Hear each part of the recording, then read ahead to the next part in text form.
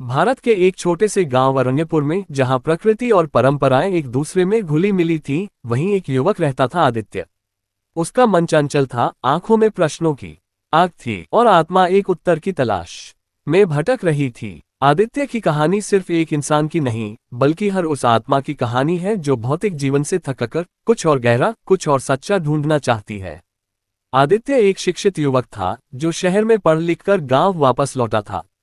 घर लौटने पर उसे बहुत कुछ बदलता हुआ दिखा। लोग मशीनों से जुड़ गए थे, रिश्ते मोबाइल में सिमट गए थे और मनुष्य का चेहरा अब चिंता और थकावट से भरा रहने लगा था। वह स्वयं भी एक अजीब बेचैनी से जूझ रहा था। किताबें पढ़ी, गुरुजनों से मिला, मंदिरों के चक्कर लगाए, परंतु आत्मा की प्यास नहीं बुझी।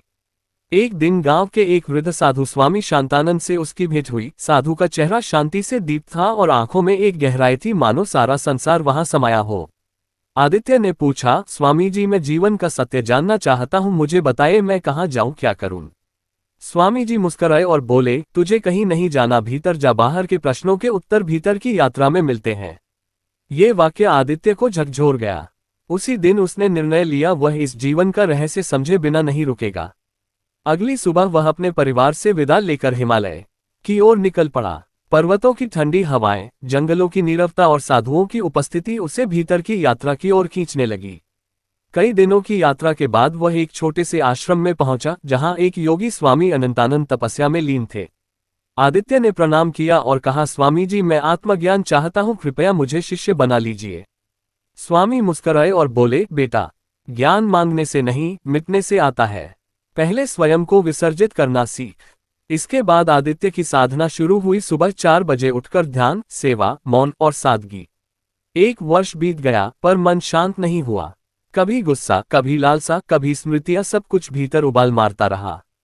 एक दिन उसने स्वामी जी से पूछा, मैं इतना तप कर रहा हूं, फिर भी मन क्यों नहीं शांत होता। स्वामी जी ने उत्तर दिया, क्योंकि तू अभी भी मैं को पकड़कर बैठा है, जब तक मैं रहेगा शांति नहीं मिलेगी। आदित्य ने यह बात गांठ बांध ली। अब वह हर कार्य को मैं के बिना करना सीखने लगा। वह जब आश्रम में झाड़ू लगाता तो वह बस झाड़ू नहीं लगाता था, वह स्वयं को मिटाता था। जब वह भिक्षा मांगने जाता तो वह अपने अहंकार को हर दरवाजे पर छोड़ आता। धीरे धीरे उसका चेहरा शांत होने लगा। उसकी आंखों में अब सवाल नहीं, बल्कि मौन उतरने लगा था। एक दिन ध्यान के समय उसे एक अद्भुत अनुभव हुआ। उसने अपने शरीर को नहीं, केवल प्रकाश को महसूस किया। उसे लगा कि वह केवल एक ऊर्जा है, बिना नाम, बिना रूप, बिना पहचान।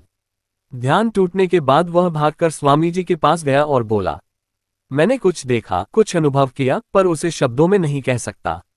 स्वामी जी हंसे और बोले, तू अब देखने लगा है, अब तेरी यात्रा शुरू हुई है, समाप्त नहीं।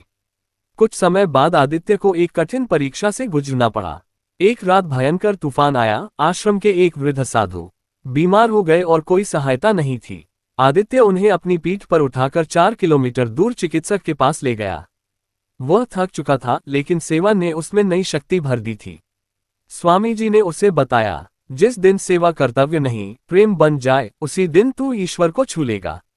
उस दिन आदित्य ने जाना कि साधना केवल ध्यान में नहीं, अपितु प्रत्येक कर्म में है, चाहे वह भोजन बनाना हो, वृक्ष लगाना हो या किसी दुखी को सहारा देना। सालों बीत गए। आदित्य अब स्वामी आदित्यानंद कहलाने लगा। लोगों को उसका मौन आकर्षित करता था, उसका स्पर्श उनके दुख हर लेता था। उसने न कोई किताब लिखी, न कोई प्रवचन दिया, पर लोग उसकी उपस्थिति में बदल जाते थे। एक दिन एक युवा उसके पास आया और वही प्रश्न पूछा जो उसने कभी शांतानंद जी से पूछा था, स्वामी जी, मैं जीवन का सत्य जानना चाहता हूं, मुझे बताइए, मैं कहां जाऊं, क्या करूं। स्वामी आदित्य मुस्कुराए और बोले, तू कहीं नहीं जाना, भीतर जा, सत्य वही है जो तेरे भीतर खामोशी से बैठा है। उस युवक की आंखों में चमक आ गई। स्वामी आदित्यानंद ने अंततः वही पाया जिसे वह वर्षों से खोज रहे थे, वही ये कि सत्य कोई शब्द नहीं, कोई विचार नहीं, बल्कि एक अनुभव है, एक मौन, एक उपस्थिति, एक शांति जो भीतर जन्म लेती है जब स्वयं मिट जाता है। उन्होंने जाना कि आत्मा का सबसे बड़ा प्रकाश अंधकार से गुजरकर ही उगता है। संक्षेप में शिक्षा, सत्य की खोज बाहर नहीं, भीतर होती है। सेवा, मौन और समर्पण यही साधना के स्तंभ हैं। अहंकार का विसर्जन ही आत्मज्ञान का प्रवेश द्वार है।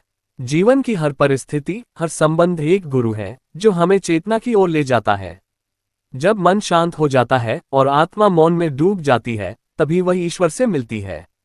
क्योंकि ईश्वर शब्दों में नहीं, मौन में है। अगर आपको यह वीडियो जानकारीपूर्ण लगा हो तो लाइक और सब्सक्राइब करें और अपने दोस्तों को शेयर करते हुए एक अच्छा सा कमेंट भी जरूर करें।